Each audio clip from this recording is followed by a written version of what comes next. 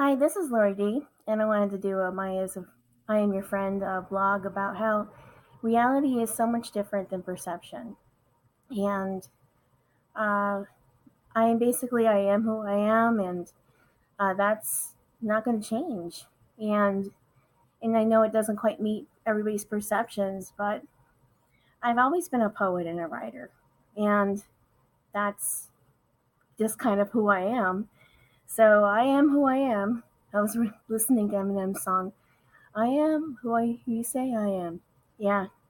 Um, this is my poetry book. Um, I had taken everything out of the notebooks and uh, I put them in this book. And he took off running without like some kind of freak. He tore the rug right out under my feet. The original lyrics are in here, along with another one. He doesn't love me. He doesn't love me. He doesn't want to let me in. He doesn't love me. He doesn't love me. He only wants to be my friend. So I that was kind of my dream to actually produce both of those. Um, and I needed a Korg, and I couldn't afford a Korg. I was very, very poor. Um, they were very expensive. They were like $600 to $1,000 at the time. So I mostly just played on guitar.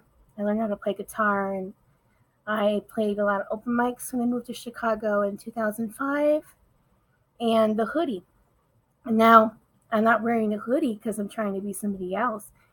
I wore the hoodie because I was trying to conceal my hair. And the time was much thinner. I was like model thin, probably size 6. So I needed something baggy to wear and I needed to cover my hair up. And surprisingly, I never got sexually assaulted. So you need to kind of, if you're going to go out by yourself in Chicago, you should probably dress down a little bit and wear a hoodie or a hat or something to conceal your hair. And never dress up unless you're actually going on a date with a guy you trust or going out with a guy because you need somebody, you know, to. So you should probably dress down and wear a hoodie. So I brought back memories trying to seek out open mics and everything this week. And it does surprise me that there aren't any actual freestyle um, um, type of open mics. And it's usually associated with slam poetry or the poetry scene. So if you did want to do something like that, it's not even back then. It wasn't like all the time. Especially, I mostly did it in San Antonio. It wasn't like all the time. It's was something that was occasional, like once a month or something. But unless you were connected to the other poets or involved or engaged, you didn't know about it, and you weren't invited. So maybe that's if people want to do freestyle, that's what they need to do. They need to start going to poetry open mics or poetry slams to meet up with other poets because the other all the poets kind of like highlight as freestyle artists as well. So that's how you get into that scene. And that's actually how I met. I dated a producer 2005. So I met him at a poetry open mic, believe it or not. So, and he was well into the scene, and I was just like blown away. Kind of like freaked me out a little bit, but I was protected because I was with him. So it was okay. It was like a lot of this like startups at like art galleries and stuff like that. And he would do his shows there. And he was a really nice guy uh, when he wasn't high. He was it was in the freestyle community. There's a lot of heavy drug use, so you gotta like be conscious of that and avoid that as best you can. Um, never really been a I've never actually used hard drugs, so and that's okay.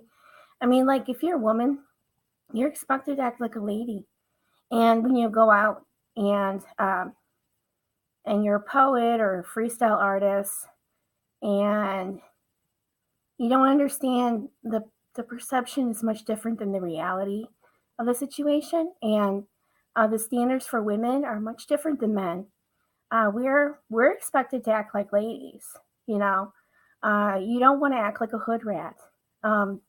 If you've actually were raised in a low income community, that's very insulting to play down your intelligence. Um, Women growing up in low income communities, like myself, I actually grew up in a low income community, are doing whatever they can to sound intelligent, and they're not trying to sound like they sound. They're trying to perfect, the accent that I have. So you should never play down your intelligence. The same thing like within Texas, like everybody, they only fall back into their Texas accent if they're angry or something like that. Um, Nobody's trying to sound that way. So you're not doing yourself any favors by trying to be something you're not. So never try to be something you're not. And I did have a little bit of a slang, but it was corrected when I went to Columbia College Chicago. I majored in theater. I took a lot of speech classes, and I haven't had any real slang ever since. So I will never revert back into speaking with slang unless I'm performing. So I'll never like present myself that way. It's kind of like British actors, how when they're speaking of themselves, they said that they use their accent that they're used to, but when they go on screen, they have these perfect American accents. So all because it's not something that I speak with every day doesn't mean it's not in my bag. I definitely have it in my bag. I can revert back to it. So I grew up in a community called Continental Village. That was like a Waukegan section of that went to Warren Township High School, and that was right next to a section of communities. So I'm very used to that culture. So I am part of it. I don't think that Shameless is the most accurate representation of of uh, what it's like to live in a hood or be ghetto. Now, but it's more accurate than other shows. And basically, I'm no Fiona Gallagher. Okay, I was like Debbie, and the only reason Debbie got knocked up is because she was seeking out trouble. Well, I was fairly religious, so I didn't seek out any trouble like Debbie did. And if you are like Debbie and you're not seeking out trouble, again, chances are if you graduating high school a virgin are pretty much 100% because the men in that community just don't find you attractive, and they will remind you of this every day. So it's not like it's like a guess or something like that. They just don't find me attractive. So it's kind of weird that people are so concerned about my safety when um, I'm certainly not what they find attractive now. But I if I wasn't what they found attractive when I was, a teenager or a young woman, I'm certainly not what they're looking for right now. So I think I'm pretty safe, you know. And it's just the reality of the situation. Like people don't understand that the reality is not the perception. Do I look like the women featured in the videos? All right. No. I don't. I'm it's not what they want, okay? I'm just not what they're looking for. And even though they're very loud and very pronounced about what they find attractive, people still fear for my safety. When I'm clearly not that. Okay, I'm not. I'm probably not the kind of girl that would be featured in a trap video unless it was my own video. So that's not going to happen. Usually, most of the time, I was friend zoned by them, or they were not very accepting of me at all. So um, that's the truth of the situation here. I'm pretty safe, um, and I'm married now, and I have a baby. And so I'm so much more not what they're looking for. And um, that's not to say that some have never found me attractive, and and but if they do, they're not very secure about it. Um, Still not what they're looking for. They want somebody to worship them. They want somebody to prop them up. Um, like even if I did find them attractive, it's not going to happen because I'm not single and I'm not available to them. That's not their dream.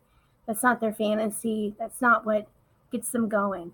You know, uh, I will be friend zoned, and I might even be mother zoned. So I don't really have any fear of my safety. As men who are freestyle artists, they're very in tune with themselves. They know who they are, and I'm not saying they're all angels. They're most certainly not angels, obviously. But if I should be scared of them, it's obvious. They are who they are. There's no guessing game here. There's no deception. While men in the suburbs or even men from the country somewhat, it's a guessing game. They act really nice. They act really polite. They want to be in your friend zone, but not because they want to be your friend. It's because they're too cheap to pay for a date, or they're too insecure with themselves to admit that they actually do find you attractive. And some men even think that some women are offended by that.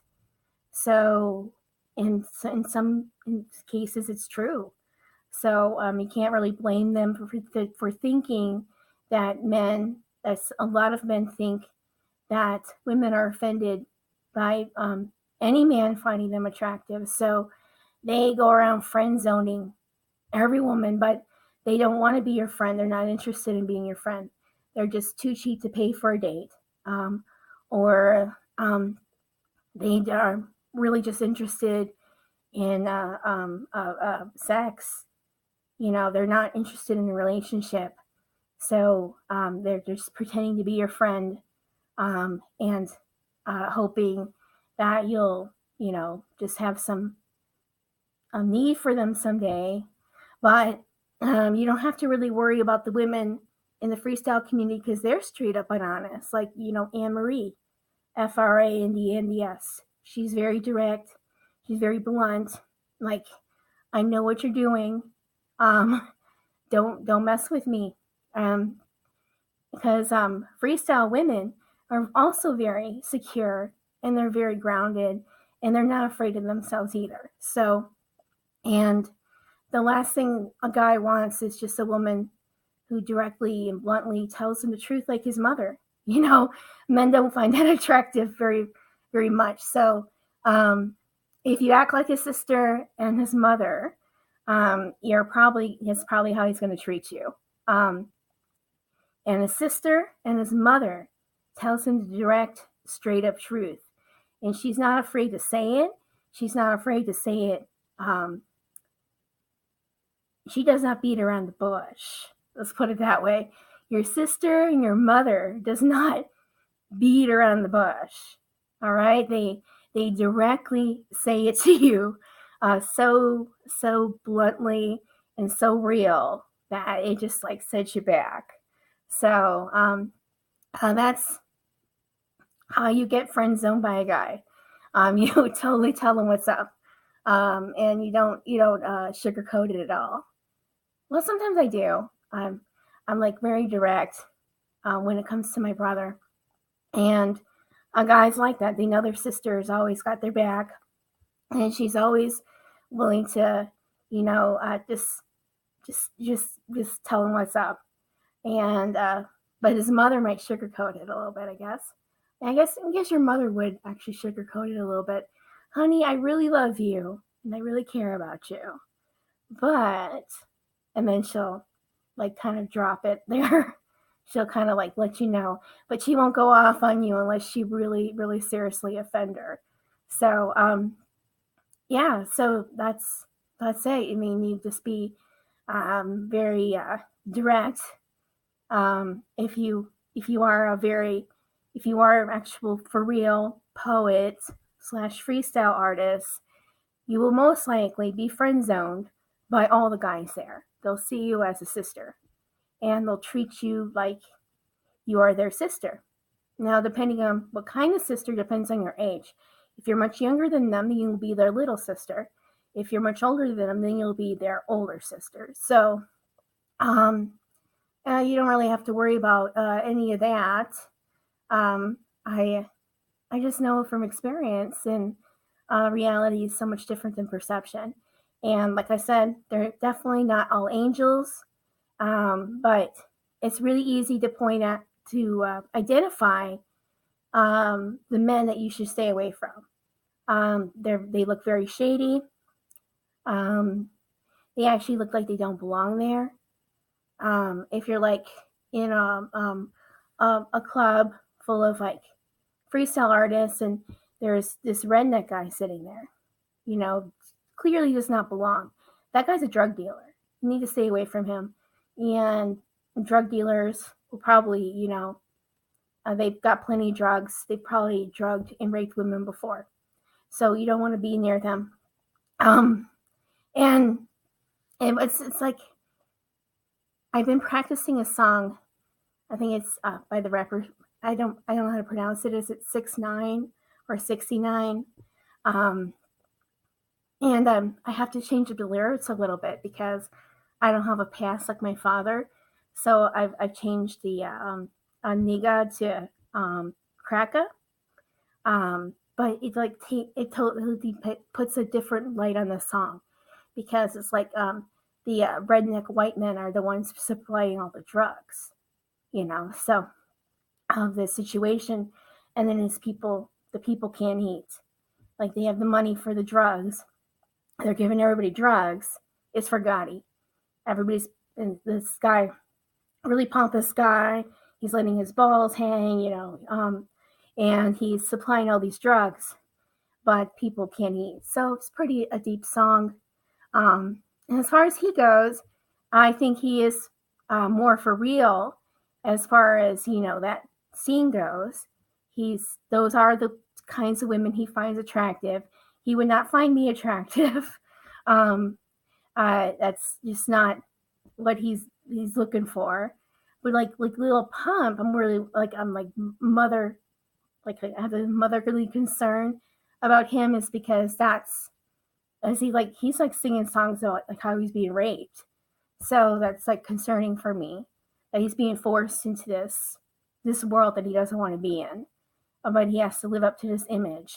So for some people, it's like, but he's not. He's being very for real about how he feels about all this. But at the same time, it like concerns me a little bit because I can't believe this teenage kids pretty much rapping about being raped and nobody gives a shit. It's like totally shows you like what kind of world we live in. It's all about labels, and depending on what label you have, you can pretty much just get away with anything. Like my son's teacher, she just thinks she can get away with anything. I just like I really want him not to go to that school anymore, because the fact that she thinks that she's more of an authority figure than I am, and that she knows more about what my son needs than I do, is just really offensive to me. So, yeah, she's like, what gives you the credentials or the right, to instill this authority upon me? So, and that's and it goes the other way around. I mean, if you have that label, like you're, from this like a freestyle community, or you're from the hood or the inner city, what happens to you doesn't matter. You can be rapping it, you can sign a record deal, and because your words are coded, and you're sounding trapped, no one gives a shit, because they just see what they hear, and they're not understanding the lyrics, they're not getting into it. um, I'm not sure if I should do the Gotti song. uh, I don't know, because even though if I am changing up the lyrics some, it's just, but I do like appreciate it, but I don't think I support that, but I understand what he's saying. So I definitely can't support uh, that type of culture, but I understand what he's saying at the same time. It's these drug dealers, and who's got the money. It's about who's got the money. You know, um, and yeah, I probably could do that song. So I'll see about that. Well, I've been ranting for 20 minutes. This is Lori D. You have a great day.